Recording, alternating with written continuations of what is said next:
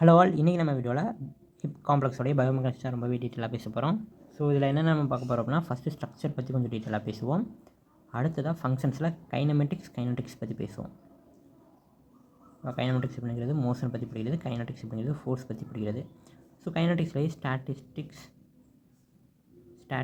அதே போல் டைனமிக்ஸ் இது ரெண்டை பற்றியும் டீட்டெயிலாக பேசுவோம். அதே போல் கைனமெட்டிக்ஸில் ரேஞ்ச் ஆஃப் மோஷன் எவ்வளோ இருக்கும், அதே போல் சர்ஃபேஸ் ஜாயிண்ட் மோஷன் எவ்வளோ இருக்கும், இது ரெண்டை பற்றி டீட்டெயிலாக பேசுவோம். ஸோ ஃபஸ்ட்டு இன்ட்ரோடக்ஷன் பார்த்துடலாம். இப்போ ஹிப் ஜாயிண்ட் அப்படின்னா என்ன? நம்ம பாடியில் இருக்கக்கூடிய லார்ஜஸ்ட் ஜாயிண்ட் பார்த்திங்கன்னா ஹிப் ஜாயிண்ட் தான். அதே போல் இது வந்து மோர் ஸ்டேபிளான ஜாயிண்ட்டு. ஸோ இதோட டைப்பும் பார்த்தோம் அப்படின்னா சைனோவியல் டைப் ஜாயிண்ட்டு தான். பால் அண்ட் சாக்கெட் வெரைட்டியை சேர்ந்த ஒரு ஜாயிண்ட்டு. ஓகே, அதே போல் யார் யார் ஆர்டிகுலேட் ஆகிறாங்க அப்படின்னு பார்த்தோன்னா, ஹெட் ஆஃப் த ஃபீமருடைய ஹெட்டு, அதே சமயம் அசிட்டாபுலம், பெல்விஸோடைய அசிட்டாபுலம். ஸோ இவங்க ரெண்டு பேரும் ஆர்டிகுலேட் ஆகிறது தான் இந்த ஹிப் ஜாயிண்ட் அப்படிங்கிறது. இதை தான் நம்ம ஹிப் ஜாயிண்ட் அப்படிங்கிறோம். ஓகே, இந்த ஜாயிண்ட் பார்த்தோம் அப்படின்னா வைட் ரேஞ்ச் ஆஃப் மோஷன், அதாவது அதிகப்படியான ரேஞ்ச் ஆஃப் மோஷன் போகும். அதே போல் வாக்கிங், சிட்டிங், ஸ்குவாட்டிங் இந்த மூவ்மெண்ட் பண்ணாலும் இந்த ஜாயிண்ட் வந்து ஆக்ட் ஆகும். ஓகேவா? ஸோ இப்போ நீங்கள் வந்து வாக் பண்ணிக்கிட்டு இருக்கலாம், ஓகேவா, சிட்டிங்கில் இருக்கலாம், இல்லை ஸ்டாண்டிங்கில் இருக்கலாம். எப்படி இருந்தாலும் கண்டிப்பாக இந்த ஜாயிண்ட் பார்த்திங்கன்னா கொஞ்சம் ஃபோர்ஸ் கொடுத்து ஆக்ட் ஆகிட்டு இருக்கும்.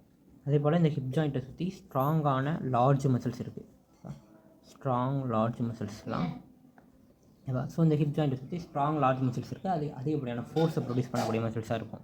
ஓகே, இதில் அசிட்டாபுலம் பார்த்தோம் அப்படின்னா கான்கேவ் காம்பானண்ட். இந்த பால் அண்ட் சாக்கெட் ஜாயிண்டில் ஒரு கான்கேவ் காம்பானண்ட் அப்படின்னா இந்த அசிட்டாபுலம் தான். ஓகேவா? ஸோ இதோட பார்ட் பார்த்தோம் அப்படின்னா இசிஎம் போன்லேருந்து வரும். ஓகேவா? இலியம், இசிஎம், பியூபிஸ் அப்படின்னு 3 பார்ட் இருக்கு இல்லையா அனானிமஸ் போனில். ஸோ அந்த இசிஎம் பார்ட்லேருந்து வரக்கூடியதான் இந்த அசிட்டாபுலம். ஸோ இது எப்படி ப்ளேஸ் ஆகிருக்கும் அப்படின்னா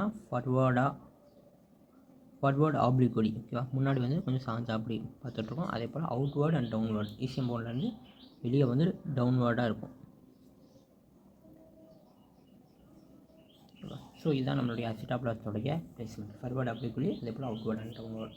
ஓகேவா? ஸோ இதை சுற்றி ஆர்டிகுலர் கார்டிலேஜ் இருக்கும். இது பார்த்திங்கன்னா ஸ்டாட்டிக் ஸ்டெபிலிட்டியை ப்ரொவைட் பண்ணும் அசிட்டாபுலம் அப்படிங்கிறது. ஓகே, அதே போல் நமக்கு எப்படி ஷோல்டர் ஜாயிண்டில் லேப்ரம் இருக்கோ அதே மாதிரி இந்த அசிட்டாபுலம் சுற்றியும் ஒரு லேப்ரம் இருக்கும். Labrum is made up of fibro cartilage. அதே போல் இந்த அசிட்டாபுலம்குள்ளே ஒரு லிகமெண்ட் இருக்கும். அதை நம்ம டிரான்ஸ்வர்ஸ் அசிட்டாபுலர் லிகமெண்ட் அப்படின்னு சொல்லுவோம்.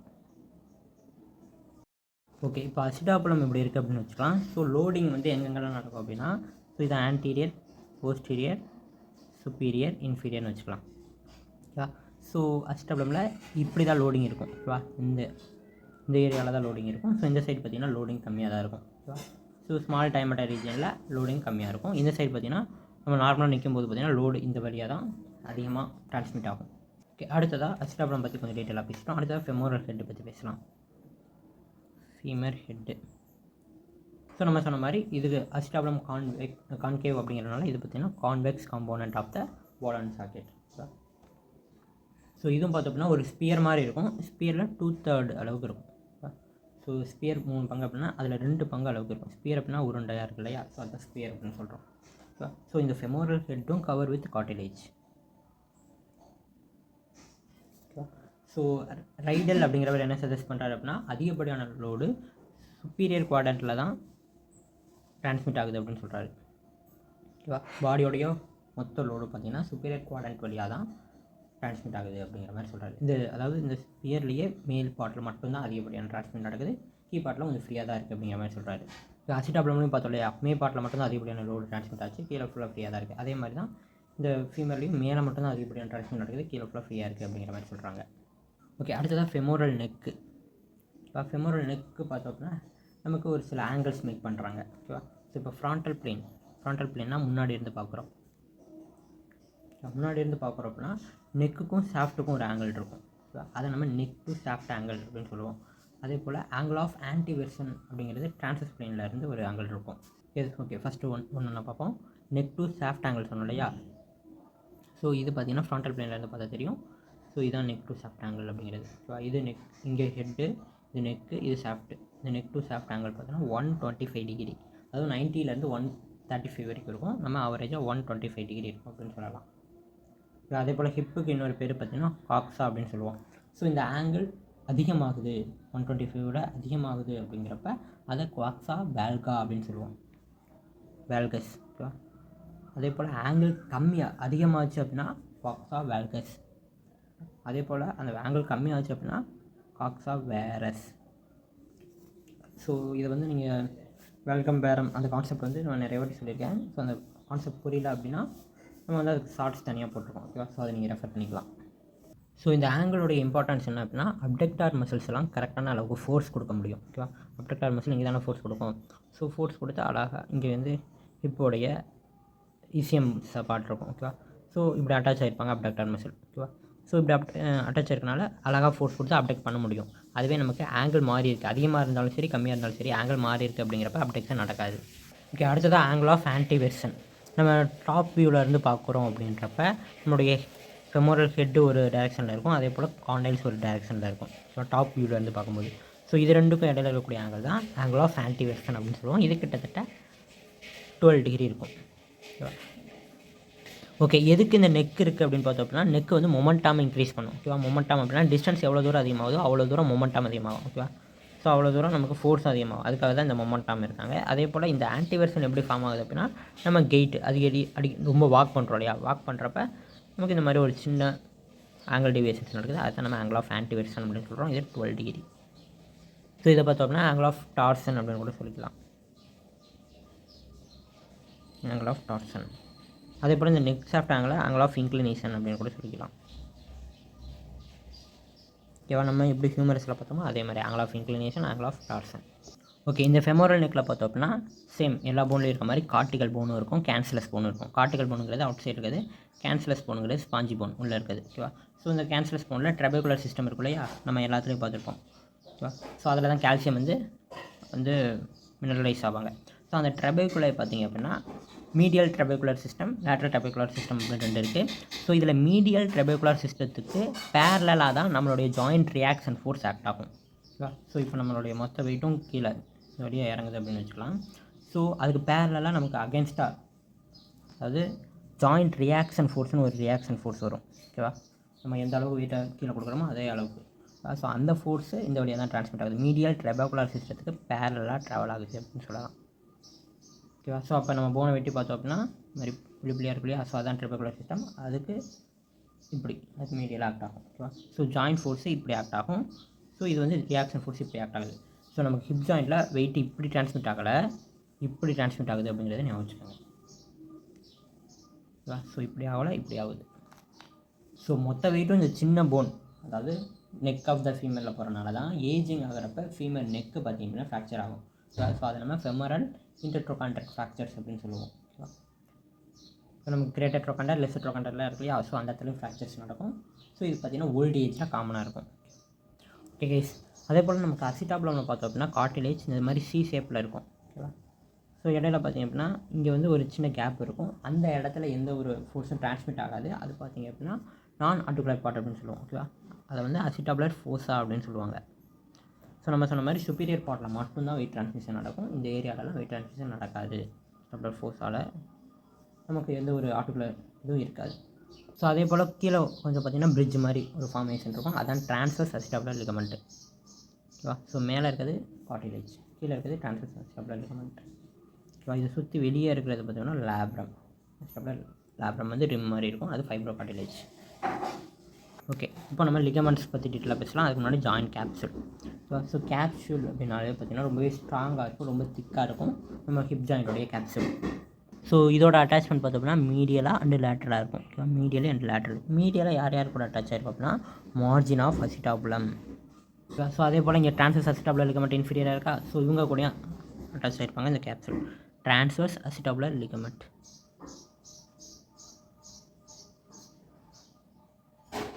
அதே போல் லேட்டரலாக பார்த்தோம் அப்படின்னா இன்டர் ட்ரோகாண்டரிக் லைன். நமக்கு கிரேட்டர் ட்ரோகாண்டர் அண்டு லெஸ்ஸர் ட்ரோகாண்டர் இருக்கு இல்லையா? ஸோ அந்த 2 ட்ரோகாண்டருக்கும் இடையில இருக்கக்கூடிய லைன் தான் இன்டர் ட்ரோகாண்டரிக் லைன் அப்படின்னு சொல்லுவோம். ஸோ அந்த லைனில் இந்த கேப்சூல் பார்த்திங்கன்னா லேட்டரில் போய் அட்டாச் ஆகிருக்கும்.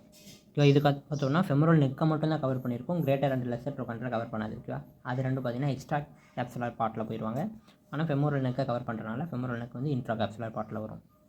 ஓகே, இந்த ஜாயிண்ட் கேப்சூல் இல்லாமல் என்னென்ன லிகமெண்ட்ஸ் வந்து பார்த்திங்கன்னா ஹிப் ஜாயிண்ட்டில் ரொம்ப இம்பார்ட்டண்ட்டான லிகமெண்ட்ஸ் அப்படின்னு பார்த்தீங்கன்னா 3 ligament: iliofemoral, pubofemoral, ischiofemoral ligament. So லிகமெண்ட்ஸோட மேஜர் ஃபங்க்ஷன் பார்த்தீங்கன்னா ஜாயிண்ட்டை வந்து ஸ்டெபிலைஸ் பண்ண ஹெல்ப் பண்ணுவாங்க. ஓகேவா? ஸோ ஸோ ஹிப் ஜாயின் பார்த்தோம்னா கொஞ்சம் ஸ்டேபிளான ஜாயிண்ட் தான், நம்ம லூஸாக விட்டால் கூட டக்குன்னு அது மூவ்மெண்ட் ஆகாது. ஓகேவா. ஸோ அது காரணம் இந்த மாதிரியான லிகமெண்ட்ஸ்லாம் ரொம்ப ஸ்ட்ராங்காக இருக்கனால தான்.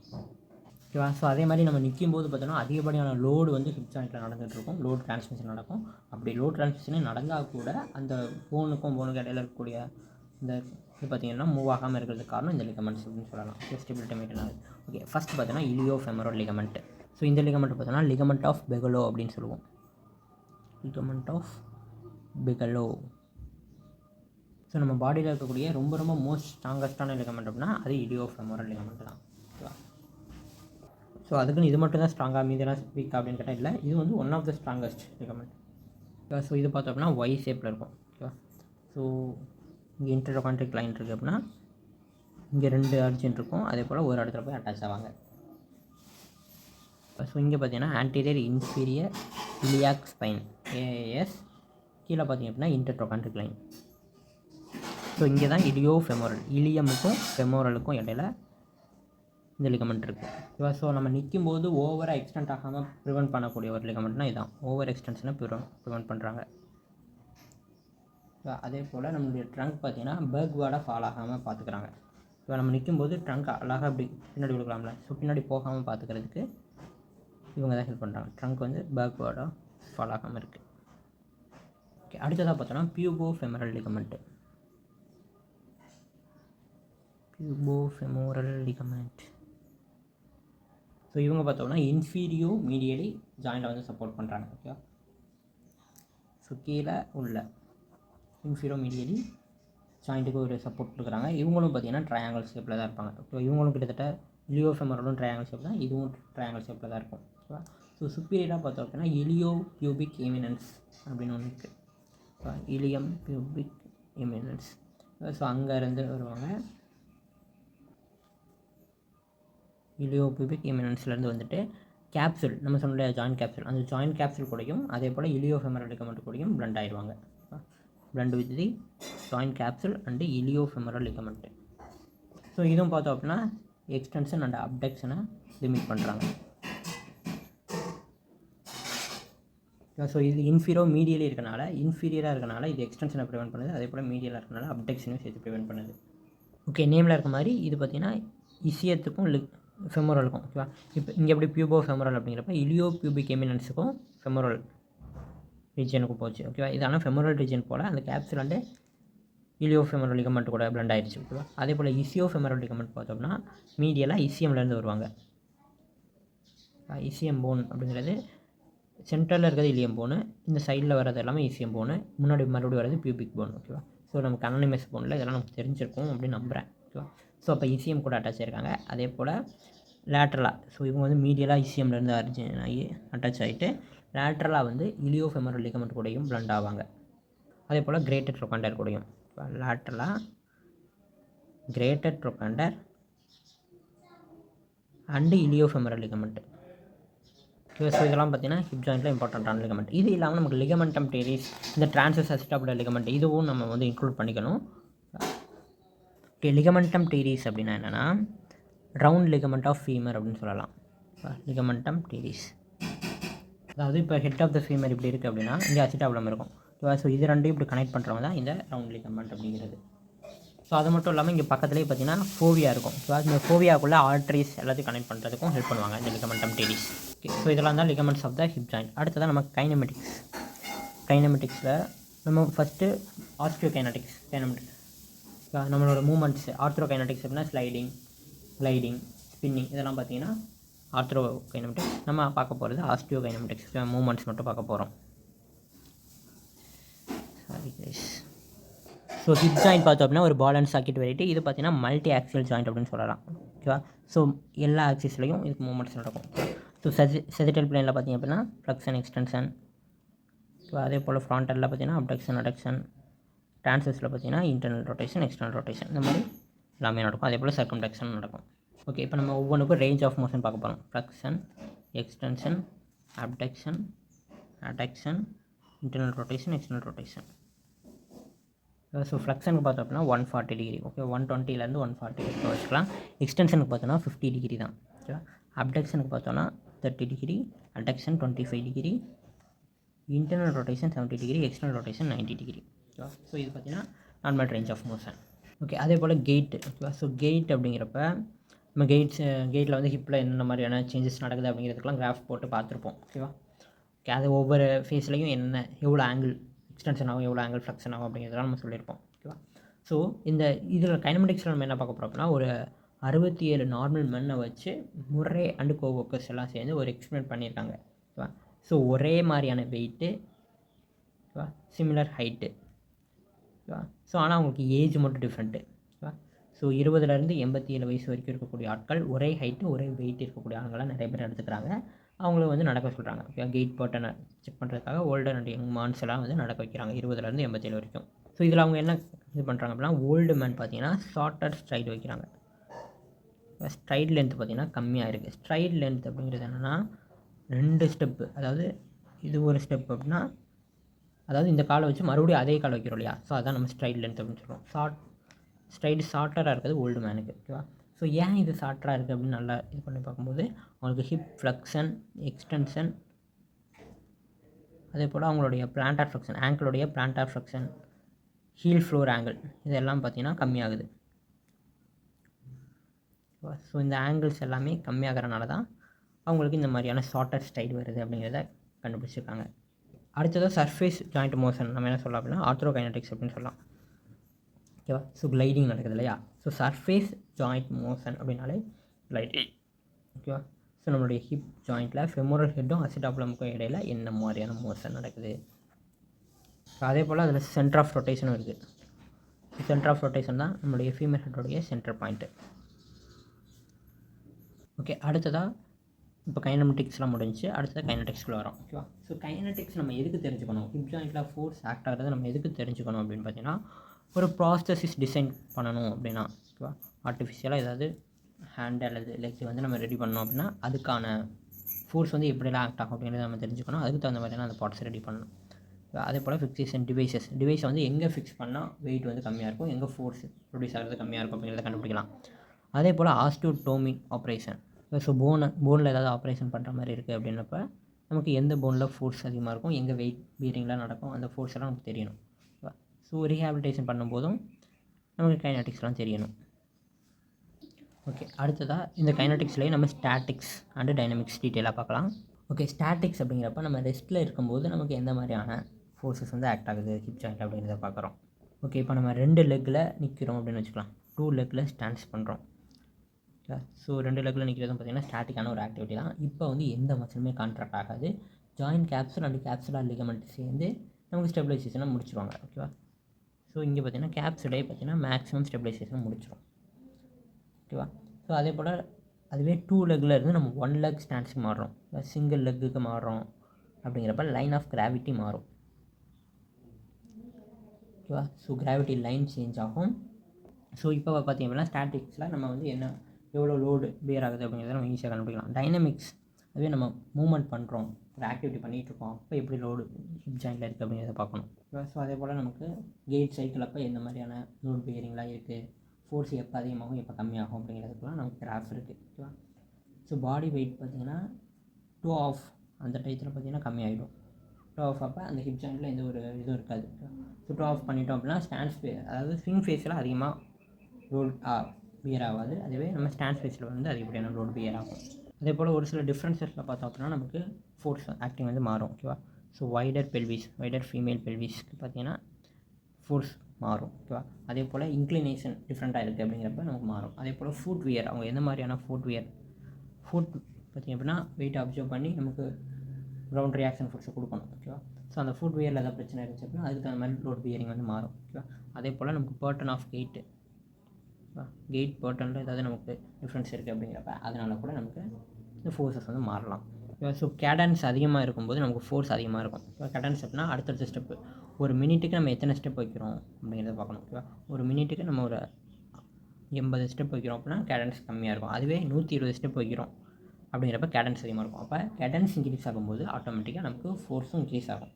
அப்போ அது இப்போ ப்ராசஸஸ் நம்ம டெவலப் பண்ணுறோம் அப்படின்னா அவங்க அதிகப்படியான கடன்ஸில் வாக் பண்ணணும் அப்படின்னு நினைக்கிறோன்னா அவங்களுக்கு இன்னும் அதிகப்படியான ஃபோர்ஸை தாங்கக்கூடிய ப்ராசஸஸ் ரெடி பண்ணி தரணும். ஓகே கைஸ், இன்றைக்கி நம்ம வீடியோ ரொம்ப லென்த்தாக போயிடுச்சு அப்படின்னு நினைக்கிறேன். ஸோ இதோட கண்டினியூட்டியை பார்த்தீங்கன்னா நம்ம நெக்ஸ்ட் வீடியோவில் பேசுவோம். இன்றைக்கி நம்ம வீடியோவில் ஹிப் ஜாயிண்ட் பற்றி ரொம்ப டீட்டெயிலாக பேசுவோம். ஓகே கைஸ், தேங்க்ஸ் ஃபார் வாட்சிங். டாடா.